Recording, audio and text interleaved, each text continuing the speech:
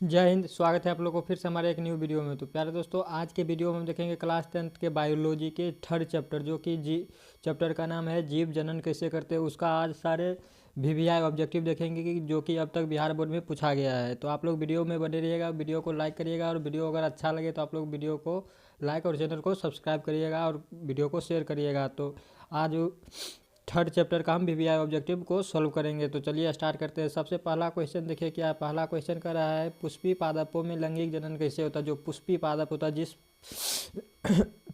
जो पादप पुष्पी होता है उसमें लैंगिक जनन कैसे होता है। तो जो लैंगिक जनन होता है फूल के द्वारा होता है।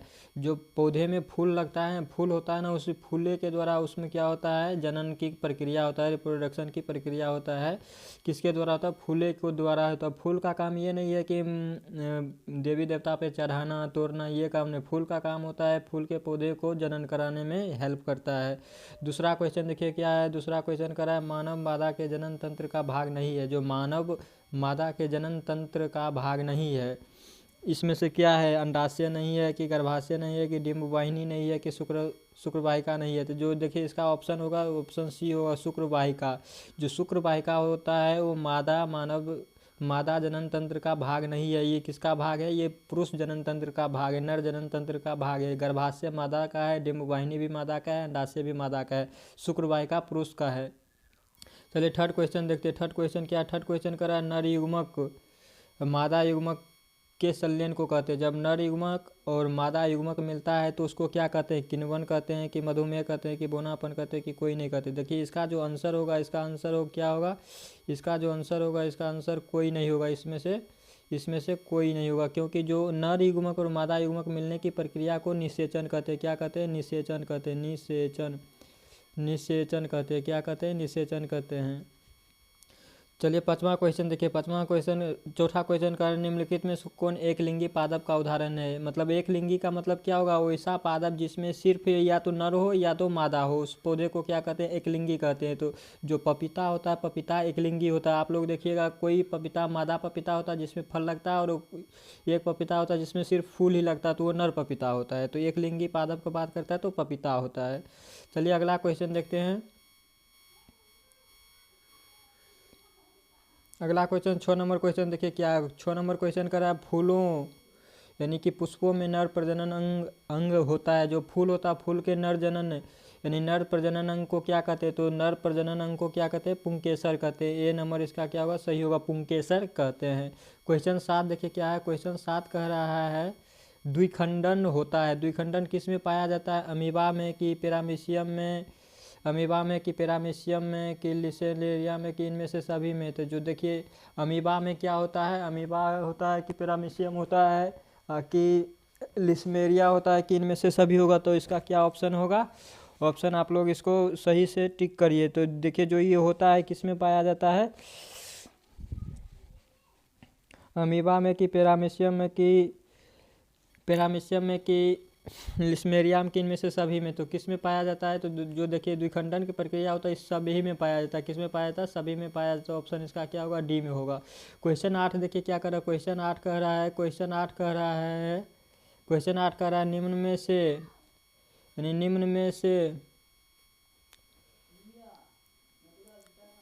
निम्न में से किस जीव में बहु विखंडन होता है। बहु विखंडन का मतलब होता है कि किस में सबसे ज़्यादा विखंडन होता है। तो जो ईस्ट होता है, इस ईस्ट में सबसे ज़्यादा विखंडन होता है। ऑप्शन डी इसका क्या होगा? सही होगा। क्वेश्चन 9 देखिए। क्वेश्चन 9 कह रहा है ब्रायोफाइलम के कौन से भाग में कायिक प्रवर्धन होता है। तो जो ब्रायोफाइलम होता है, ब्रायोफाइलम किस में होता है? पत्तियों के द्वारा उसमें क्या होता है? कायिक प्रवर्धन होता है। कायिक प्रवर्धन क्या होता है? इसमें होता है कि पौधे के किसी भी भाग जैसे जड़ तना को काट कर और डायरेक्ट मिट्टी में लगाने से उसमें से नए पौधे की उत्पत्ति हो जाता है। उसी को क्या कहते हैं? कायिक प्रवर्धन कहते हैं। तो ये किसके द्वारा होता है? ब्रायोफाइलम में पत्तियों के द्वारा होता है।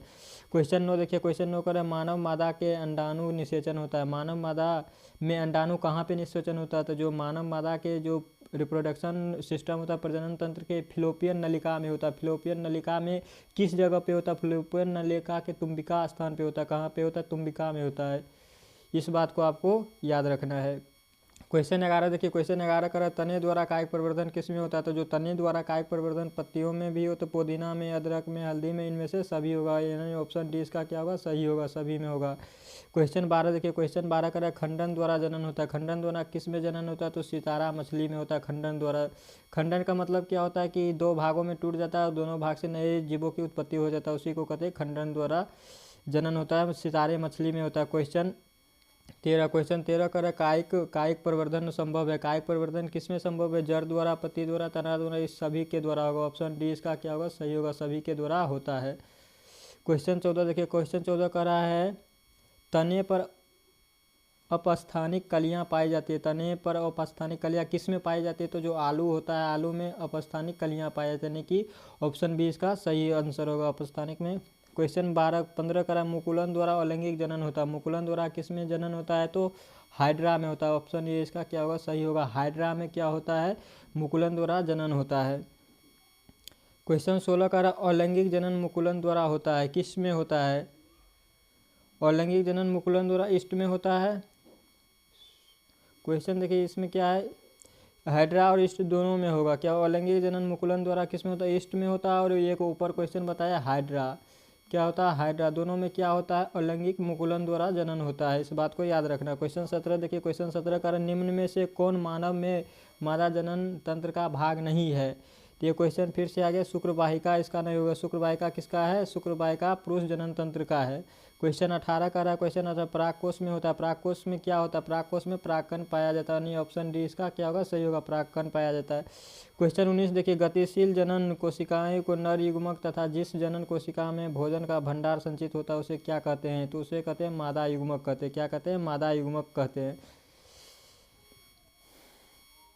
अगला क्वेश्चन देखिए, अगला क्वेश्चन क्या है? अगला क्वेश्चन कर एड्स रोग का प्रमुख कारण क्या है? एड्स रोग का जो प्रमुख कारण है वो सुरक्षित यौन संपर्क। जब कोई भी कपल जब बिना किसी भी किसी भी बाधा, जैसे किसी भी तरह की सेफ्टी के बिना अगर यौन संबंध रखता है तो उससे क्या होता है? एड्स फैलने की संभावना हो जाता है। इसे क्या होगा? असुरक्षित यौन संपर्क। ऑप्शन ए इसका क्या होगा? सही होगा। क्वेश्चन 21 देखिए, क्वेश्चन 21 का रहा है पंखुड़ियों का रंग अधिकतर होता है। जो पंखुड़ी का रंग अधिकतर क्या होता है? हरा होता है। क्या होता है? हरा होता है। क्वेश्चन बी इसका क्या होगा? सही होगा।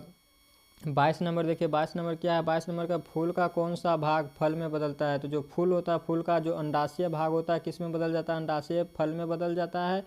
अंडाशय किस में बदल जाता है? फल में बदल जाता है। क्वेश्चन 23 देखिए, 23 का रहा है पराग नलिका का बीजांड की ओर वृद्धि करना किस प्रकार की अनुवर्तन प्रक्रिया है? तो ये क्या होगा? रसायन प्रवर्तनी क्रोमोट्रोपिज्म। क्या होता है? केमोट्रोपिज्म इसका क्या होगा? सही आंसर होगा। क्वेश्चन 24 देखिए, क्वेश्चन 24 कह रहा है भ्रूण को माँ के रुधिर से ही पोषण मिलता है। इसके लिए एक विशेष संरचना होती है जिसे प्लेसेंटा कहते हैं। प्लेसेंटा को हिंदी में कहते हैं गर्भनाल। क्या कहते हैं?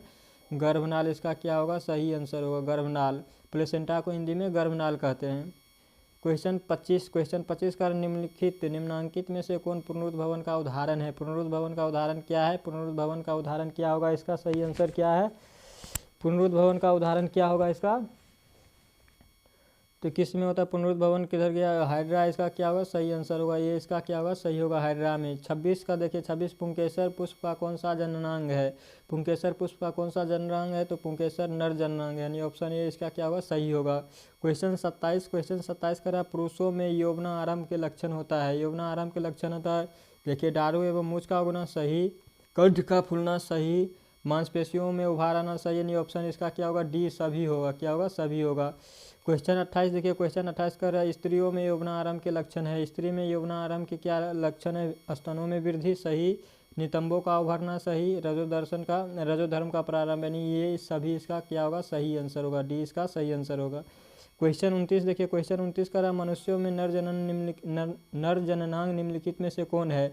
वृषण भी है, मूत्रमार्ग भी है, शुक्रवाहिका है, यानी कि सभी इसका क्या होगा? सही होगा, यानी ऑप्शन डी इसका सही है।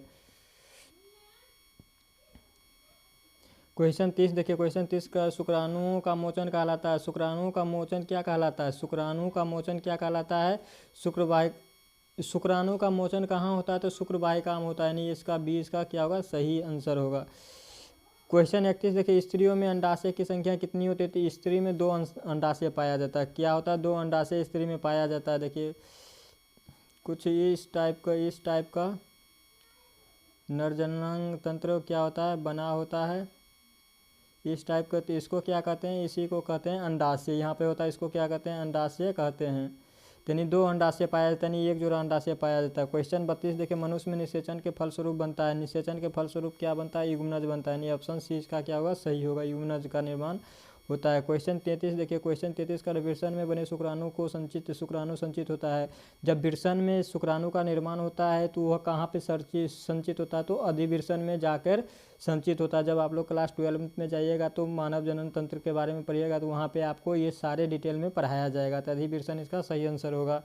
क्वेश्चन 34 देखिए, क्वेश्चन 34 का वैसे परिवर्तन जो जीवों को नियंत्रण से बाहर होते हैं कहलाते हैं। क्या कहलाते हैं? निकेत। क्या कहलाते हैं? निकेत कहलाते हैं। क्या कहलाते हैं? निकेत कहलाते हैं। अगला क्वेश्चन देखिए क्या है? अगला 50 नंबर क्वेश्चन देखिए, 50 नंबर क्वेश्चन कर किस प्रकार के जनन में जनक के शरीर से कलिका निकलती है? तो किस प्रकार के जनन में शरीर से कलिका निकलती है? तो जो मुकुलन होता है, बडिंग की जो प्रक्रिया होता है, हाइड्रा और ईस्ट में होता क्या होता है? उसमें क्या होता है? शरीर से कलिका निकल जाता है और उससे नए जीवों की उत्पत्ति हो जाता है। क्वेश्चन 51 देखिए, 51 क्वेश्चन क्या है? क्वेश्चन 51 कर रहा है, पराग कोष में पाए जाते हैं। पराग कोष में क्या पाए जाते हैं? पराग कोष में परागकण पाए जाते हैं। ऑप्शन सी इसका क्या होगा? सही होगा। परागकण पाए जाते हैं। क्वेश्चन 52 देखिए, 52 करा, स्त्री केसर के आधारीय भाग को क्या कहते हैं? तो जो स्त्री केसर होता है उसके आधारीय भाग को अंडाशय कहते हैं, यानी बी इसका क्या होगा? सही होगा। आधारीय कहते हैं, आधारीय भाग को अंडाशय कहते हैं। क्वेश्चन 53 करा, पुंकेसर के अग्रभाग को कहते हैं। पुंकेसर के अग्रभाग को क्या कहते हैं? पुंकेसर के अग्रभाग को परागकोश कहते हैं। क्या होगा? इसका बी आंसर सही होगा। परागकोश कहते हैं। क्वेश्चन 54 देखिए, क्वेश्चन 54 का निषेचन की क्रिया किस जीव में मुख्यतः होती है? निषेचन की प्रक्रिया पुष्पी, पादप एवं जंतु दोनों में होता है, यानी ऑप्शन सी इसका क्या होगा? सही होगा। क्वेश्चन 55 का निषेचन के फलस्वरूप अंडाशय की दीवार बनती है। निषेचन के बाद जो अंडाशय होता है, अंडाशय फल में परिवर्तन हो जाता है। क्या होता है? अंडाशय फल में परिवर्तन हो जाता है। क्वेश्चन 56 का रहा है, निम्न में से कौन सा जीवाणु जनित रोग नहीं है? यानी कि जो जीवाणु जनित रोग नहीं, सिफिलिस भी है, गोनारिया भी है, जो मस्सा है, मस्सा क्या है? जीवाणु जनित रोग नहीं है। इसका सही आंसर होगा। क्वेश्चन 57 देखिए, क्वेश्चन 57 का रहा है, निम्न में से कौन एक उभयलिंगी जंतु है? उभयलिंगी जंतु कौन है? तो केचुआ है। उभयलिंगी का मतलब क्या होता है? जिसमें नर और मादा दोनों एक ही शरीर में होता है उसको उभयलिंगी जंतु कहते हैं। जो केचुआ होता है, केचुआ में नर और मादा दोनों भाग पाया जाता है। क्वेश्चन 58 देखिए क्या है? क्वेश्चन 58 का, नर युग्मक तथा मादा युग्मक के संयोजन से बनता है। तो नर युग्मक और जब मादा युग्मक आपस में मिलता है तो जायगोट का निर्माण होता है। किसका निर्माण होता है? जायगोट, यानी युग्मनज का। जायगोट को हिंदी में क्या कहते हैं? जायगोट को हिंदी में युग्मनज कहते हैं। क्या कहते हैं? युग्मनज कहते हैं। क्वेश्चन 59 देखिए, क्वेश्चन 59 क्या करा? क्वेश्चन 59 करा, स्त्रियों के मासिक चक्र में एक परिपक्व अंडाणु किस दिन अंडाशय से बाहर निकलता है? यानी स्त्रियों के मासिक चक्र के एक परिपक्व अंडाणु किस दिन अंडाशय से बाहर निकलता है? तो जो 14वें दिन होता है, 14वें दिन LH का जो लेवल होता है बहुत हाई होता है, जिससे क्या होता है? पुटिका फट जाता है, जिससे अंडाणु बाहर निकल जाता है। अंडाणु बाहर निकलकर फ्लोपियन नलिका की तरफ जाने लगता है। क्वेश्चन 7 देखिए, क्वेश्चन 7 का, निम्नलिखित में से कौन लैंगिक जनन संचारित रोग नहीं है? यानी कि जो यौन संचारित रोग नहीं है, लैंगिक जनन संचारित रोग नहीं है। तो एड्स है, सिफिलिस भी है, गोनारिया भी है, जो टाइफाइड है। टाइफाइड क्या है? यौन संचारित रोग नहीं है। क्वेश्चन 61 देखिए, क्वेश्चन 61 कर रहा है, अमीबा में अलैंगिक जनन किस विधि द्वारा होता है? तो जो अमीबा होता है, अमीबा में अलैंगिक जनन विखंडन के द्वारा होता है। किसके द्वारा होता है? विखंडन के द्वारा होता है। ऑप्शन बी इसका क्या होगा? सही होगा।